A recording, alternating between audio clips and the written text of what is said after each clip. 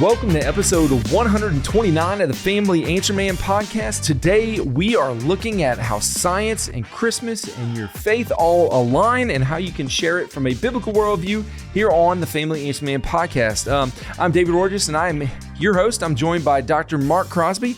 He is the Family Answer Man himself, and just want to tell you right up front, Family Answer Man is not a therapy session. We're not able to give specific advice to your circumstances.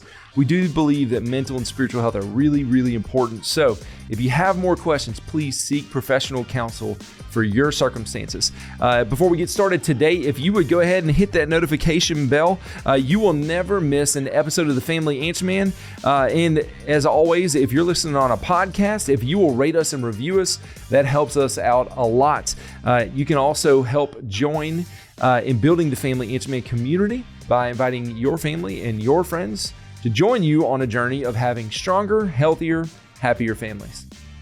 Well, Dr. Mark, good to be here with you today. Yes. We have a great question, great timing. It is the Christmas season, so Yes. Merry Christmas to all Merry of our Christmas. listeners out there. Yeah.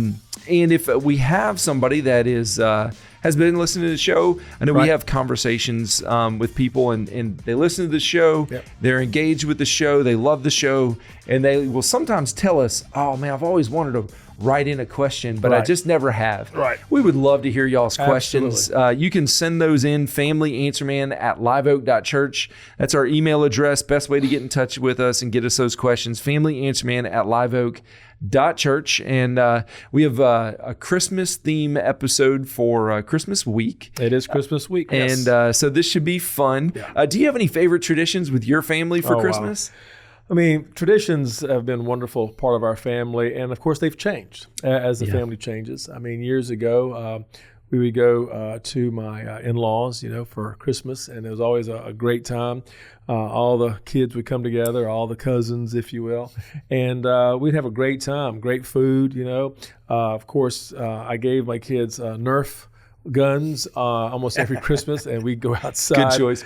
And play Nerf for hours on end, and that was a great time. And so, but as they got older, the traditions have changed.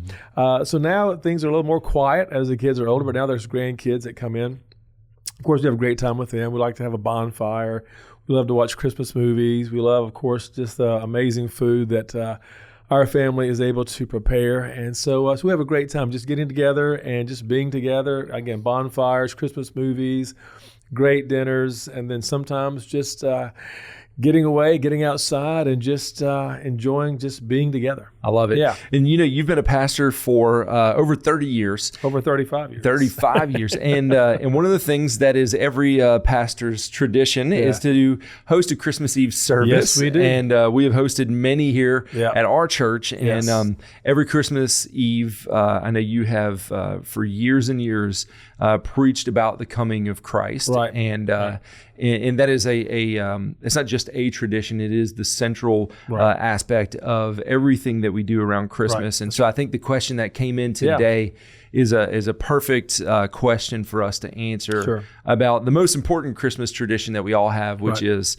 the coming of our Lord Jesus Christ. So the question that comes in today says my best friend asked me this question: can Christmas be proven scientifically? And if not, isn't that just blind faith? Wow. There's a lot there that we need to unpack. First of all, the question, can you prove Christmas scientifically? Well, the reality is this, and in many cases what a person is meaning when they mean scientifically, what they generally mean in most cases is, can you prove that using the scientific method? Yeah. And so the scientific method is a wonderful way of proving something scientifically, of course. But the reality is you cannot prove Christmas scientifically any more than you can prove the Revolutionary War scientifically using the scientific method. Because the scientific method, basically, for those who are listening, if you remember your fifth grade science, first of all, you have to make an observation. Right. You see something and you ask the question, what is making this work? How did this happen? I saw it. I'm looking at it. What's behind it, and then you formulate a hypothesis. I think this is why this is doing what it's doing. This is why it's acting the way it's acting. This is why it's working the way it's working. And then to prove that hypothesis, if you have to test it. You have to test your hypothesis. Then you have to observe the results. Once you observe the results, then you compare your results to your hypothesis. Is what I'm seeing and what I'm thinking I'm seeing, is it actually happening the way the experiment unfolded? And so you test it and then you repeat it for reliability. And then again, you determine whether or not your hypothesis matches up the results of the experiment or the test. Right. The reality is you cannot do that historically, because you cannot repeat the Revolutionary War. Okay, right. Thank God. There's no one today that can observe the Revolutionary War, and so you have to ask yourself: are there other means of using science and data, so to speak, to prove something that happened in the past? Right. So the scientific method is not the only method of science that we have. As a matter of fact, most detectives will tell you, most forensic scientists will tell you. I mean, we've all watched CSI, at least an episode or two, and you begin to understand that the scientific method, though a wonderful method of proving things, is not the only method. And so forensic science has come into the forefront in courts of law and in other areas of trying to prove a certain situation or circumstance. And so when you use forensic science, for example, what you need to do is, what they often do is you take a number of pieces of evidence. So if you go to a crime scene, for example, you will take hair follicles, and you will take fingerprints, and you will look at blood stains, and you will look at weapon recovery, and you will, in some cases, look at the spatter of the blood if it's a murder scene or whatever, not to get too gruesome or gross, but you get the idea. There is a number of pieces of evidence that you bring together. And then what happens is, after that, after looking at the crime scene and the forensics that's left behind, or the data, then you collect collateral data. In other words, how did the person, if it's a robbery or a murder scene, how do they get into the home or to the building? Was it a forced entry? You look at the timing of the report. Then you look for eyewitnesses, and basically, which is called direct evidence. Was there any eyewitness that saw what happened? What is the credibility of the eyewitnesses? How many of them? How consistent are they in their testimony? And then after a while, if the crime goes cold, as they say, is there a chain of custody later on down the road? Were there claims and threats by the person who, again, is the suspect? In other words, they put on Facebook, I'm going to do something terrible. I'm going to do this or do that. And did they have, as we've heard at many of our movies and TV shows, was there motivation, was there opportunity, and was there a capability? So the point simply is this. This is called inference, okay? And which is basically meaning that you're collecting data from numerous sources, drawing conclusions on the basis of the evidence presented, creating a deduction, a fact, which is regarded as logical by most reasonable people. Okay. So this is basically how most detectives, most attorneys, most DAs, most judges will determine and discern the level of evidence. Which most people would say all of those professions, all those people, very credible. These are not, super way out there making stuff up. Because in many cases, a person's life is on the line. In many cases, their future's on the line. In many cases, their way of living or their freedom is on the line. So again, when you look at this type of evidence and this way of deducting and coming to certain conclusions, this is a scientific way of doing it, but it's not the scientific method. Right. Because again, for anything to be scientific, it must be observed and it must be repeated. I mean, those are some of the basics of the scientific method. And if it's a crime scene, we don't want to repeat it. Don't want to repeat it. Exactly. And so you have to look at other features of evidence and then draw certain conclusions that will hopefully lead to the innocence or guilt of a person, or determine, again, if something is true or not. So the question is, again, if you're just tuning in, can Christmas be proven scientifically? Well, there are scientific elements, I will argue, that can show and point to the reality of Christmas. Okay. So what is the evidence? Many will ask. Yeah. So what is it? So let's look first of all at Luke. Luke writes about the Christmas event, the Christmas story, some will call it, but the Christmas event. And here's what we have to know about Luke. I was going to say, you mentioned credibility of witnesses, right? So who is Luke? Yes. Who's this guy called Luke? Well, Luke, again, we know is an historical figure. He was a follower of the Apostle Paul.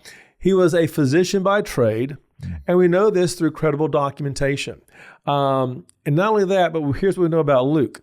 not only was he a physician by trade, if you will, but he has also been considered a proven, credible historian based on archaeological discovery, based on his writings. So in other words, when Luke writes, and many of you know who are listening, but if you don't, Luke writes, of course, the gospel named after him, but he also writes the book of Acts. Mm-hmm. And in the book of Acts, we see places, people, events, circumstances, cities, many, many other situations, circumstances. And the reality is there's so many names, places, events, circumstances that when the archaeologist begins to dig and basically unpack some of the things that Luke writes, they discover that this guy, Luke, wrote with incredible accuracy about the events, about the people, about the situations, about the circumstances, based on the archaeological findings. So we know that his testimony is reliable. Exactly. Based upon the archaeological evidence of archaeologists, some are Christians, some are atheists, doesn't matter, but they're saying, here's what he wrote, here's what we discovered, it matches up, therefore his writing can be considered accurate and credible. Okay. So that's very important to note. Luke begins his gospel, if you will, by giving a description of the birth of Jesus. But before that, he lets us know that he is getting this description of the birth of Jesus from eyewitness testimony. So he says, look, many of you have written things about Jesus. Many of you wrote some things. But he goes on to say, but I have now paused for a moment and I have examined and I have talked to eyewitnesses and I have written things down in chronological order so that, he's talking to Theophilus, that's his audience initially, so that you may know the truth. So his point is not to collect some stories that were inspirational. His job, what he undertook when he was writing his gospel, was to find out the factual evidence and present the truth. In a chronological order, so that this man Theophilus, we're not quite sure who he is, but he's obviously a person of great importance. I mean, there's some conjecture and speculation, but obviously he's a person of great importance, so that he would know the truth.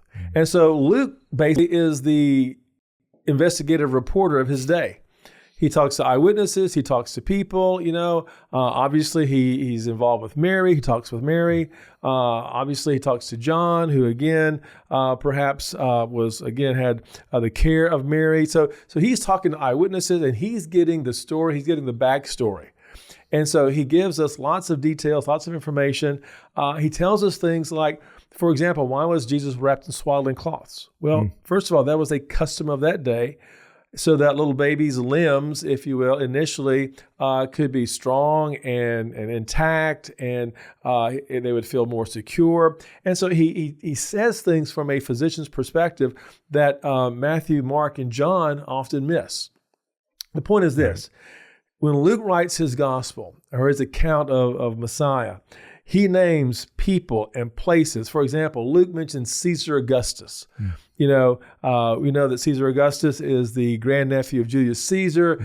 He reigns from 27 BC to 14 AD. He brings in the Pax Romana. He's the first emperor of Rome. And so Luke is letting us know that Jesus is born in a certain place and time. He talks about Quirinius of Syria, the governor. He mentions, places like Bethlehem. So the point is that these are places and these are people that historically you can cross-examine. Real historical places, real historical people. Was there a Caesar Augustus? Was there a Quirinius of Syria? Absolutely. History, points to that, proves that again and again. Is there a real Bethlehem? Yeah, you can go there today. Yep. Okay? Yep. So the point is that Luke, as he's writes from a historical perspective of here's what happened and here's when it happened. He's not vague. He's not saying once upon a time in a land far away. He is saying, let me tell you when this happened. Caesar Augustus was the emperor. Quirinius was the governor. It happened in Bethlehem. A census was taken. Historians verify this. So that's the first thing we see that Luke does. Second thing we see, again, using a forensic perspective, is the prophetic fulfillment of Jesus. So in other words, the Old Testament prophets gave several prophecies about the birth of Jesus or the birth of Messiah. And we see these, we talk about these again and again and again because they're very important. It shows again that Jesus is unlike any other person who ever lived. I want to ask the listening audience, especially those maybe who are watching, maybe if you're a non-believer, I got to ask you a question. Did you pick where you were born? I'm going to say no for everybody. Okay. Did you pick your parents or your grandparents? Okay. Also a no. Did you as a child, as an infant, pick out where you would live or where you'd move to? And the answer is no, no, no, and no. And so here, but the point is that the prophets of the Old Testament tell us, here's where the Messiah is going to be born. Here's what's going to happen. He's going to be born in Bethlehem, according to Micah 5:2. He had to be born before the temple is destroyed. Now, the temple of Jerusalem was destroyed in 70 A.D. Once again, historians verify this reality. Yeah. As Titus Vespasian goes through, destroys Jerusalem, destroys the temple. And as a matter of fact, Jesus predicted this in Matthew 24. Right. Daniel predicts in Daniel chapter 9, the Messiah will be cut off prior to the temple being destroyed. And so when Jesus dies around 30 or so, 32, give or take, depending on what calendar you're following, AD, what we know is roughly 40 years later, in 70 AD, the temple is destroyed, exactly as Jesus predicted, exactly as Daniel declared. Another prophetic fulfillment we see in the birth of Jesus is that he is from the genealogy of David, both on Mary's side as well as Joseph's side. Isaiah says, fourthly, he'd be born of a virgin. We see that. And Matthew tells us that he would as well, that this was predicted, that he would go into Egypt and come out of Egypt and live in Nazareth. Right. And this is exactly what we see. So Luke gives us the background. Luke gives us the place, the people who are involved from a historical perspective. And then we see the prophecies. And so we have the people and the players, such as Herod the Great, Caesar Augustus, Quirinius of Syria.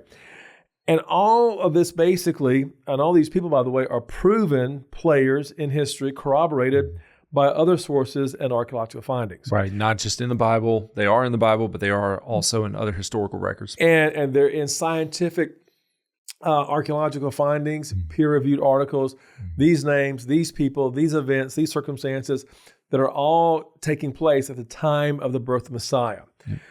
So the question that one may be asking is this: how does one go from, and this is a question that I get a lot, how does one go from deism to theism to redemption faith, or redeeming faith in Jesus Messiah? So deism to theism to redemption faith in the Messiah. Okay, so deism is basically what I would call the person who says, I believe there's a God out there somewhere.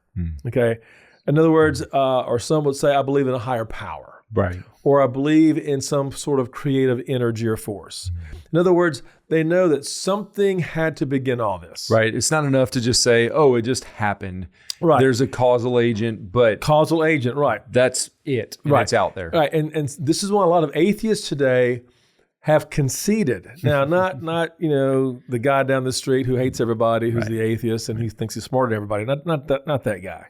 But I'm talking about people who, because of scientific discovery, have conceded, okay, there may be a causal agent, there may be some higher power out there, but I'm not going to go any further than that and believe in a personal God. Right. But they can no longer deny. They can no longer, based on scientific discovery, we're going to unpack this in a moment, they can no longer deny that there is a causal agent because the research is too good, the scientific credibility is too overwhelming, but they will not concede to the belief in a personal God. Now, there's some atheists out there, and God bless you, for where you are, but just know that science is not on your side and mathematics is not your friend, okay? So just know that up front.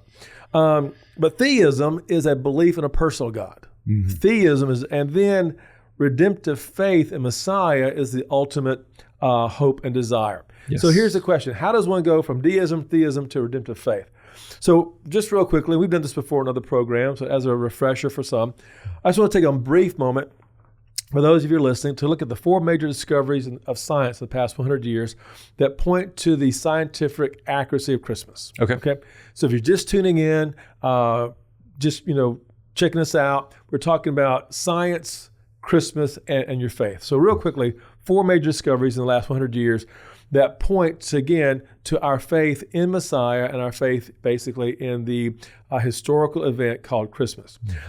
First of all, these four major discoveries all point to God as admitted by theoretical physicists, okay? Not just, a sawdust evangelist out there, but these are theoretical physicists who have looked at these four major discoveries of science and have concluded that they all point to God. Number one, as we said before, an expanding universe.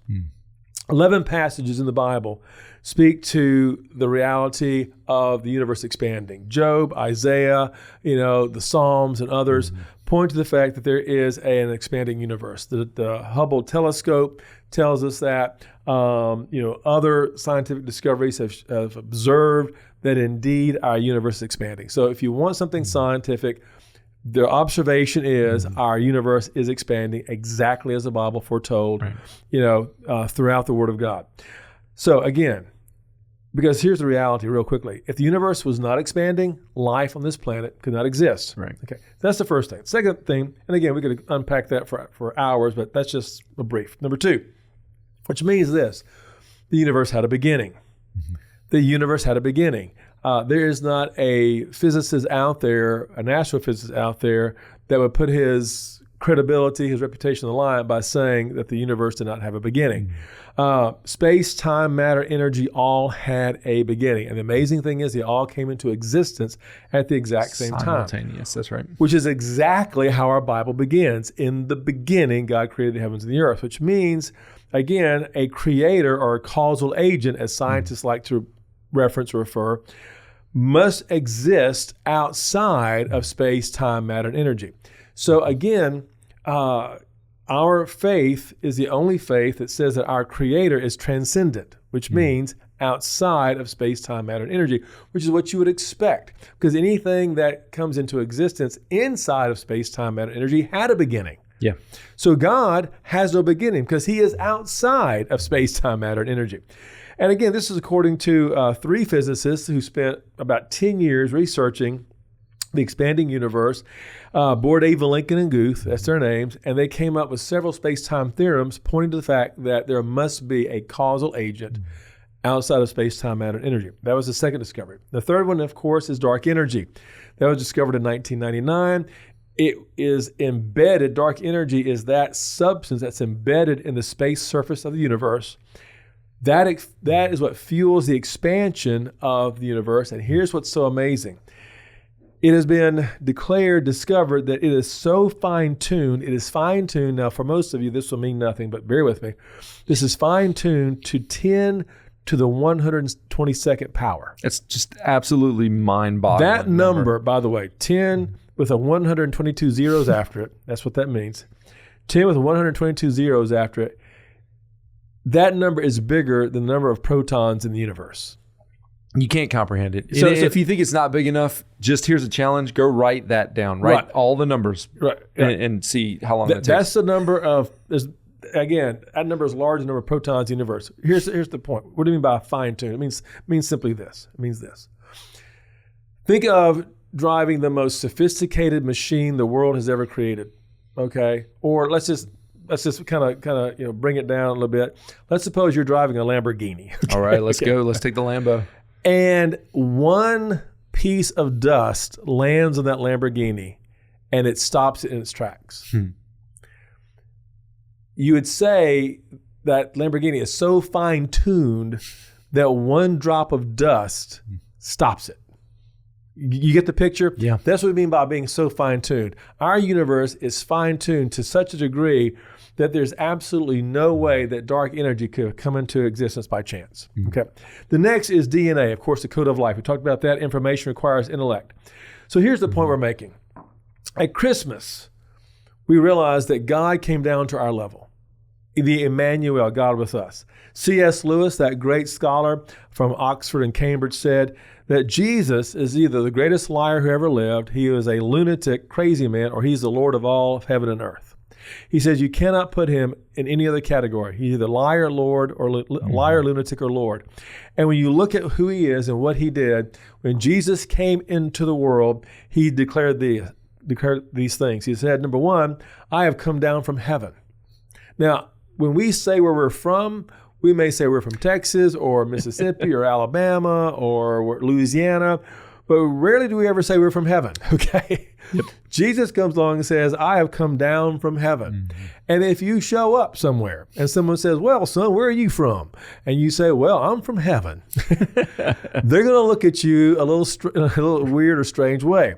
But Jesus does that. He comes into the world and he says, I have come down from heaven, according to John chapter 6. He claims to be the Son of Man. Daniel chapter 7, which is a messianic term. So if you're just tuning in, we're looking at, again, who Jesus is, why Christmas is so important, and the claims that he made. He came down from heaven. He claims to be the Son of Man, and he did the miracles only God can do. Right. And there were eyewitnesses who saw that. And even his enemies said this. Even this his is enemies. Impossible without God. As a matter of fact, when he raised Lazarus from the dead, the Pharisees knew this is game over. If we don't do something now, everybody will follow him. That's right. And so he did the miracles only God could do. Raised the dead, gave sight to the blind, made the blind to see, the deaf to hear, the lame to walk, fed the multitudes, calmed the storms. Then he said in John 8:58, I'm the great I am, claiming the very name of God. There's no confusion about it. Yeah. And so that God gave to Moses. He said, to see me is to see the Father, for I and my Father are one. And so these claims are just like, who is this person? Once again, only a liar would say this, only a lunatic would say this, or unless you are God in human flesh. And then Jesus comes along and he says, I'm going to do the works of my Father. So he says, if you don't believe my words, look at what I've done. Right. Look at and I love this in Mark chapter 2, not only, and we've talked about this many times before, but not only does he forgive sin, but he says, okay, you cannot tell whether or not I've forgiven this man's sin or not, but you can look and see this man who's paralyzed, whether he gets up and walk at my command. And so he says to the guy who's paralyzed, get up and walk, meaning simply this: if you're God, you can say to a paralyzed man, get up and walk, and they do. And number two, if you're God, you can forgive sins. That's right. So Jesus claims to be the forgiver of sins. He gives the ability for a paralyzed man to walk. And then he says this, he says, I'm the only way to God. Yep. I'm the only way to God. And he doesn't make any apology. I am the way, I am the truth, I am the only truth. If you want to know about God, if you want to know about truth, if you want to know about how to get to God, if you want to know about life, I am the way, I am the truth, I am the life, I am the author of life. As a matter of fact, over and over and over again, when Jesus referenced himself, he always tagged on the words life. I am the resurrection and the life. I am the way and the truth and the life. John says, in him there was life, and the life was the light of men. And the point of that is this. When you're dying, and everybody out there who's listening to my voice is, we all are. Yeah. As D. James Kennedy used to say, we're all on death row. That's right. When you're dying, the greatest thing you can receive is life. The greatest gift you can have is life. So Jesus shows up as the author of life. That's why the angel says, behold, I bring you good tidings of great joy for all people. For unto you is born this day in the city of David a Savior, who is Christ the Lord. And then on top of all of this, the forgiver of sin, the author of life, Jesus is killed for his claim. He never backs down. No. He never backs down. He is killed for his claim. As the Pharisees said, you being a man, make yourself out to be God. So Christmas is God among us. And we have proven that by saying that the very God who made the heavens and the earth, and there is one, came down to our level and did the exact same thing. He created, he gave, he forgave, he healed, he raised the dead. And so we see here that Luke records this. There is eyewitnesses to this. So it meets all the criteria of forensic evidence so that one can say that Christmas is simply God among us, born in Bethlehem's manger, exactly as Luke declared, to give us the gift. And the gift is eternal life found in Jesus Christ our Lord. And when we understand that, when we embrace that, when we examine the evidence, we have reasons to believe. There you have it from the Family Answer Man. Hope that this episode has encouraged you and inspired you to make changes that'll lead to a stronger, healthier, happier family.